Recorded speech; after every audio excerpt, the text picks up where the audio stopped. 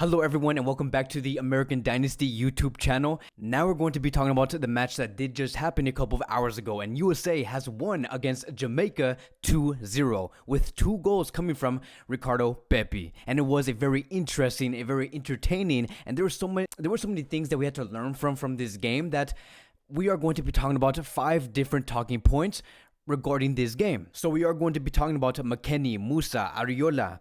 We're going to be talking about how USA did play as a collective, and then lastly we are going to be talking about Pepi's goals. So there is so much that we do need to discuss within today's video. So let's first start with the first point, and that is going to be regarding of the starting 11. And to be more specific, I want to talk about the midfield, which does consist of Yunus Musa, Tyler Adams, and McKennie, because we finally saw these 3 players play within the starting 11 within that midfield for the first time in like forever. Like, we haven't seen these 3 players start in the midfield in like months. And this is a midfield that is highly praised when it comes to McKennie, Musa, and Tyler Adams. This brings everything that is required within the midfield that USA does need. Like, if we need a box-to-box midfielder, that's McKennie. If we do need a defensive and disciplined midfielder within the American midfield, we have Tyler Adams. And when it comes to having a advanced midfielder, someone who can progress the ball forward and contribute to the attack, we have Yunus Musa. So you look at these 3 players, we have everything we do need, and we finally saw that within the starting 11 for USA. Now look, we have seen these 3 players play together for the USA before, but it has not been consistent. Like, we do not see this every time USA does play. We always see a very different midfield under Greg Berhalter, but we need this type of consistency to have McKennie, Tyler Adams, and Yunus Musa start in that midfield. We need that moving forward for the rest of this World Cup qualifying matches, because we know what these players can do on the field, and we know if they actually form a chemistry together, we know what this midfield could become in the future. And to be very honest, now seeing that we saw a midfield like this against Jamaica, there was no better time to use these 3 players but against Jamaica. We really needed these 3 players to actually pull off a great result against Jamaica, and that's basically it. It has paid off. That is why USA has won 2-0 against Jamaica. Now I do want to move on towards point number 2, and that is going to be regarding of Ariola. Ariola is a player that I do not highly rate Ariola, to be very honest, but I'm going to give my pros and cons regarding this player and his performance against Jamaica. So look, when it comes to Ariola playing on the right wing, right, when he is playing on the right flank, I do not necessarily prefer Ariola on that right flank or even have him in the roster, because we have players like Wea who is sitting on the bench. We have players like Conrad de la Fuente who is not actually in the roster, but Conrad de la Fuente could have easily taken his place. And you look at what Ariola has displayed in that first half. To be very specific, he has had a total of 0 goals, 0 assists, 0 total shots, 0 chances created, 0 block shots, and 0 shots on the woodwork. So he did not contribute anything when it comes to the offensive game. So when I was looking at Ariola and seeing how he was playing offensively, I was really thinking and taking a step back and just asking, what was Berhalter thinking when it came to him calling up this player? Because when it does come to the World Cup qualifiers, it's very important to make every player count. Like, every player has to perform well. Every player has to be very efficient in the starting 11. And again, especially for the World Cup qualifiers, because we want to score. We want to bring an assist. We want to make sure that we're coming out with 3 points, because we do not want to miss the next World Cup, because that is what we did see back in the previous 2018 World Cup. USA was not there, and one of the main reasons on why USA was not there, it is because they did not maximize all of their players on the field. So would I use Ariola as a player that can be acting as a super sub? I would say yes, maybe a super sub. I would say yes, put in Ariola maybe on the 70th minute or on the 80th minute, but as a starter, I do not think so. But here's the one thing that I do want to say regarding this player, and this is going to be regarding the pros of Ariola's game against Jamaica, because I don't think that he has played all badly. I just believe that USA can do so much more. But I'm going to give some pros. When it comes to his defensive discipline, that is where I do give him a lot of credit. That is what really put a smile on my face, because we saw Ariola like run all over the pitch. He was like a little motor. Like, he was running everywhere. He was trying to beat the opposition, and we know how small Ariola actually is. He's like 5'4", 5'3", and he was playing against Jamaicans who were like 6'3", 6'4", and they were super big. And I give props towards Ariola. I give props on Ariola trying to give in that fight because he knows that he is wearing the USA shirt. Like when you wear the badge, when you have the badge on your body, you need to be having some sort of enthusiasm, right? To actually come out and give out your best on the field, regardless if you think that the opposition is much better physically and technically than you. So we saw Arriola tracking back. We saw him sit very deep. And one of the main reasons on why Arriola was tracking back on that right flank, it is because USA was losing the ball many times in that first half. And I'm going to be talking about USA's first half performance later down this video. But yes, there was a big reason on why Arriola had to come back and sit back and defend. It is because USA were losing the ball. Arriola was doing very well when it came to tracking back. And one of the things that really did impress me the most about his game was his pressing game. His pressing game, when it comes to him trying to win the ball in the final third area, right? For USA's final third area, Arriola was always causing danger. There were so many times, I believe it was around 2 or 3 times, where Arriola won the ball back from one of the Jamaicans and put USA in a very dangerous position to actually create an opportunity for USA. Arriola was doing so well at doing that and trying to regain the ball back into their possession as soon as possible. I love that from Arriola. So one thing that I would give him is that his work rate is very high. I really do appreciate his work rate and what he does try to do on the pitch, but you can only do so much when your work rate is that good, but your talent is not that high. Like there are other players within the USA team that do have a massive amounts of talents, right? Connor De La Fuente, where they can actually produce much better results. So now I do want to move on towards point number 3, and that is where I'm going to be talking about the USA as a collective in that first half. We're not going to be talking about the second half yet, but in the first half, I think that USA played very robotic, very like systematic. I don't know if that's a word, but USA were doing everything like very like the coach was saying, okay, you only have 2 things to do on the field, and that is about it, right? Like we saw the players like Dest, Aaronson, Pepi be very stagnant. Like they had very little answers towards the problems that they were facing when it came to them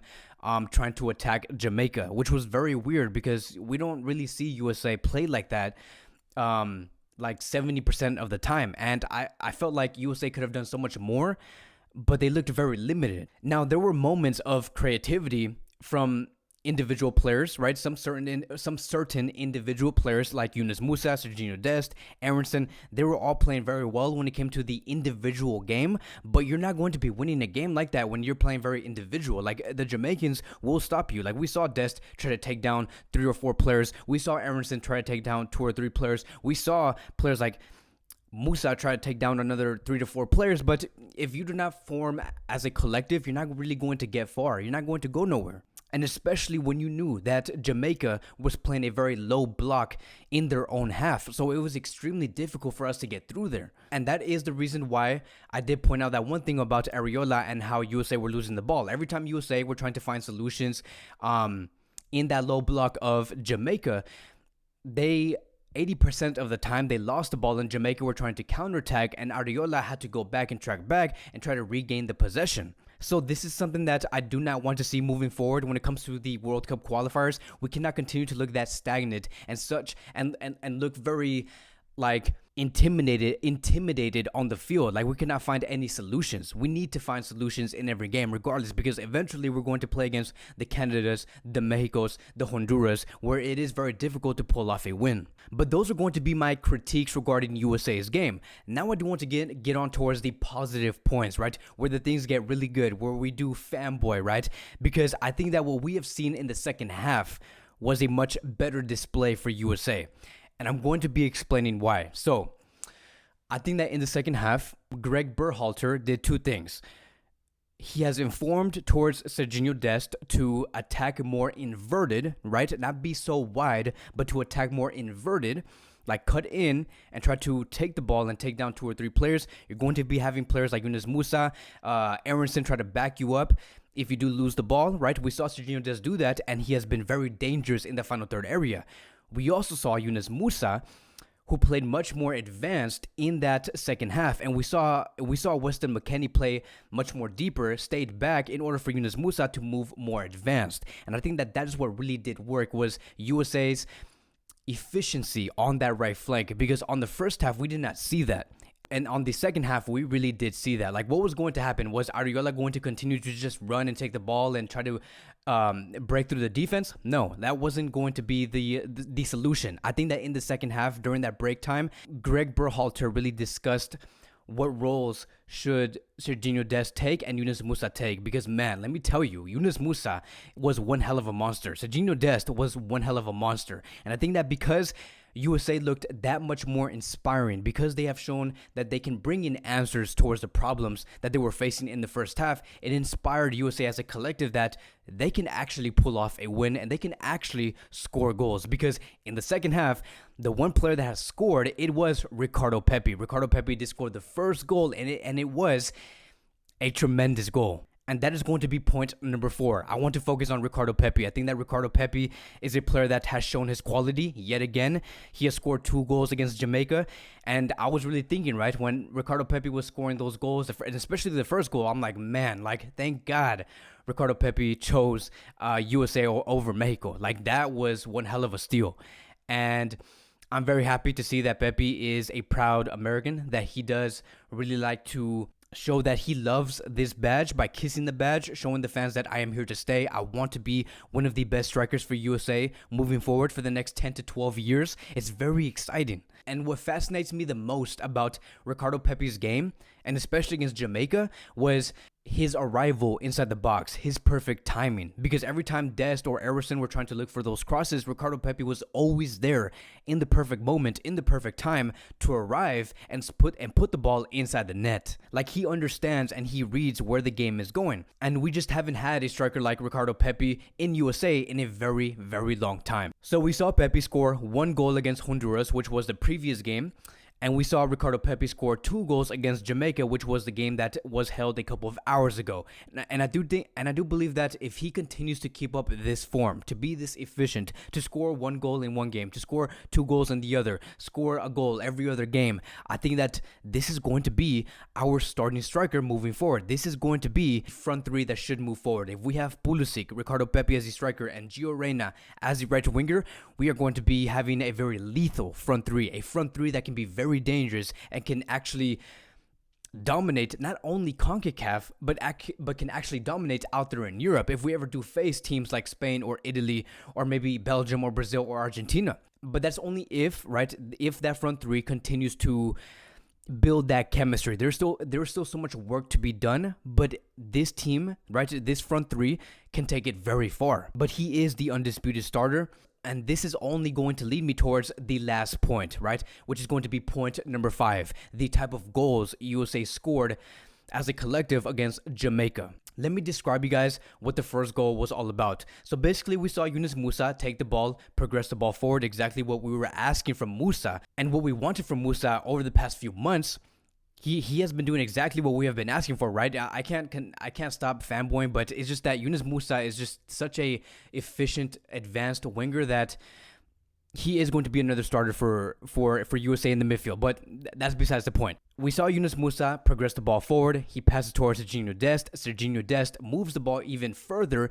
He crosses the ball into the box, and then Ricardo Pepi, like I've said before, he comes in at the right time and puts the ball inside the net. It was one hell of a goal. These type of goals that USA has been scoring, and especially this first goal, we have not seen this USA team score goals like this. Like usually we see USA score goals like through a corner or a center into the box or just a deflection. Like, we have not seen these type of natural smooth goals coming from USA, and that's very important. And then we move on towards the second goal, which was about USA basically playing the ball from the back all the way to the front. Like, literally, USA scored that second goal from the back, transitioned to the attack, and scored the goal. USA had so much trouble doing so and doing these type of plays, playing from the back to the front, over the past few months, over the past few years. So we really have to understand and take a moment to really look at what USA is doing here, to see how much they have been progressing over the years. So we saw Robinson take the ball forward. He passed it towards Aaronson.